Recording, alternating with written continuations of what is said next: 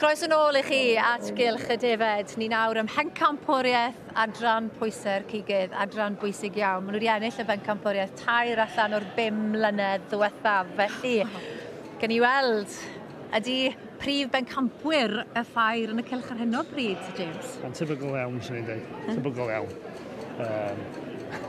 Sam gwendid efo rwy'n o gwbl. Dwi'n gallu gweld gwendid fy hun. Maen nhw'n edrych yn ffantastig. A par sydd yn fuddigol ar hyn o bryd, gan i weld fe mae Gerall yn dweud mewn munud. Maen nhw'n gyson, yr unig maint, dyn nhw'n rhoi drwm, dyn nhw'n rhoi dew. Maen nhw'n ideal. Maen nhw'n bron perffaith, swn i'n dweud. Mae da ni 3 par ar y rhestr fer. James Daniel ar teulu o Swydd Gaerloyw.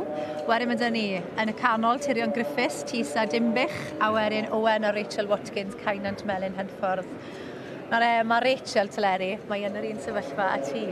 Dwi ddim yn gallu dangos, achos mae babi bach ar y ffordd. A mae newyddion dda gyda ti hefyd. Wel, oes, ie, mae newyddion mawr yma.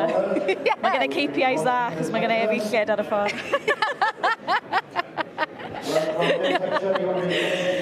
Mae reit unigryw dweud wrth pobl amaethyddol bod chi'n disgwyl efeilliad, cos ti'n cael yr holl jokes amaethyddol. Ti ar raising plane of nutrition wan, Cariad? Mae'r scanning percentage yn arbennig. 200%. Dear. Ond mae'n amser cyffroes iawn i'r teulu cyfan. Ydy. Mae'n llawer o waith yn blaen â ni, dwi'n meddwl. A ti'n cadw'n iawn? Dan, just, panic sam fydden ni.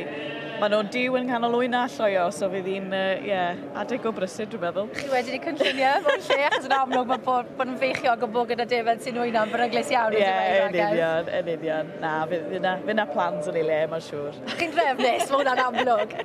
Iawn. Lle mae fe am fynd? Nawr fi wedi bod yn dda iawn dych chi nawr hyd yn hyn. Ydy fe wedi gwneud i benderfyniad? Neu na? Dwi'n bell i fod dwi'n meddwl. O, na? Ie, mae'r Pencampwyr wedi cael ei penodi yma yn Adran Pwysau'r Cigydd. Da iawn nhw. James Daniel, maen nhw'n 77.5 kilo o Swydd Gaerloyw, James. Ideal. Union beth yn eisiau allan oen adeg mae flwyddyn. Fantastic.